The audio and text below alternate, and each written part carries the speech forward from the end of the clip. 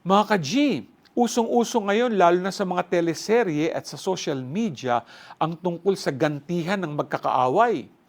Mahirap mahalin ang kaaway, di ba? But in our gospel for today, ito ang tinuturo sa atin ni Jesus. He even goes far to say that we do not only love our neighbor but also do good to them, bless them, and pray for them. It requires great sacrifice on our part. Pero worth it naman ang idudulot nito sa atin. When we learn to love our enemies, we gain peace in our souls. And we also learn to expand our hearts just like Jesus.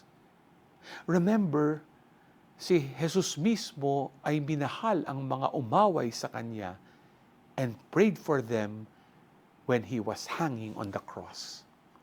Let us love not only those who love us, but also those who don't like us, those who hate us. G ka ba?